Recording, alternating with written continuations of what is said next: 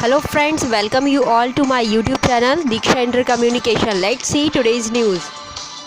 School fees को लेकर आया राजस्थान एचसी का बड़ा फैसला। 70% ही ले सकेंगे पेमेंट, 3 किस्त में करना होगा। राजस्थान हाईकोर्ट ने बड़ा फैसला दिया है। हाईकोर्ट ने कहा कि स्कूल कुल फीस का 70% पेमेंट ले सकते हैं। बच्चों के माता पिता को इसका भुगतान अगले साल 31 जनवरी तक 3 किस्तों में करना होगा। यह फैसला राजस्थान हाईकोर्ट के न्यायमूर्ति एसपी शर्मा ने दिया। राजस्थान सरकार के फैसले को चुनौती देने वाले प्राइवेट स्कूल की अपील पर हाई कोर्ट का यह आदेश आया है।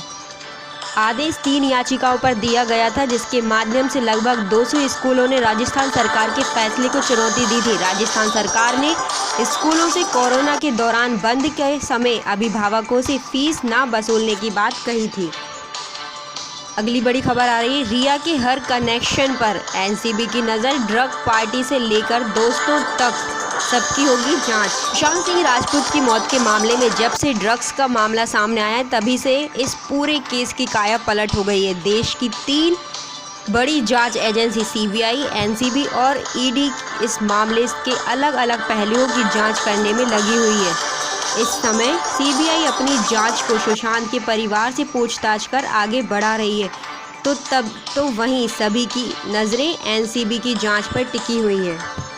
केस की मुख्य आरोपी एक्ट्रेस रिया चक्रवर्ती से एनसीबी पूछताछ कर रही है। ऐसे में उसने रिया के भाई शोभिक समय, सुशांत के स्टाफ दीपेश सावंत और सैमुअल मिरांडा को भी कस्टडी में रखा हुआ है। रिया और शोभिक के फ़ोन से मिली ड्रग्स चैट से मिले नामों के जरिए एनसीबी ने मुंबई के अलग अलग इलाकों में 6 सितंबर को छापेमारी की थी।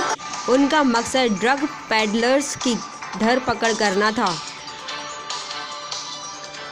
चीन के साथ सीमा विवाद के बीच पाकिस्तान ने 400 आतंकियों की घुसपैठ की रची साजिश। तरफ जहां भारत और चीन की सेनाएं LAC पर एक दूसरे के आमने सामने है, वहीं पाकिस्तान ने इस मौके का फ़ायदा उठाते हुए लाइन ऑफ कंट्रोल यानी LOC पर आतंकियों को भारत में घुसपैठ कराने की बड़ी साजिश रची है। जानकारी के मुताबिक LOC के अलग अलग लॉन्च पैड पर करीब 400 आतंकी जमा हैं, जिन्हें देश में घुसपैठ कराने के लिए पाकिस्तान सेना की SSG को तैनात किया गया है। खुफिया एजेंसियों की रिपोर्ट में कहा गया है कि करीब 400 आतंकी LOC के सटे लॉन्चिंग पैड पर जमा हैं, जिन्हें भारत में दाखिल कराने के लिए पाकिस्तानी सेना लगातार सीज फायर का उल्लंघन कर रही है।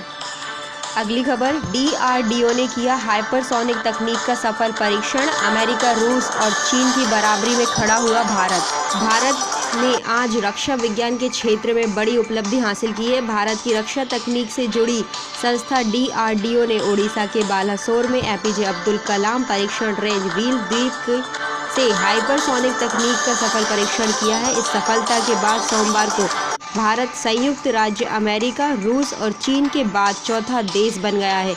यह स्वदेशी तकनीक ध्वनि की गति मैक 6 की 6 गुना गति से उड़ने वाली मिसाइल के विकास की ओर का मार्ग प्रशस्त करेगी। अगली बड़ी खबर, अनलॉक 4 में मेट्रो का सफ़र। दिल्ली मेट्रो का दावा, पहले दिन 4 घंटे में 75,000 लोगों ने सफ़र किया।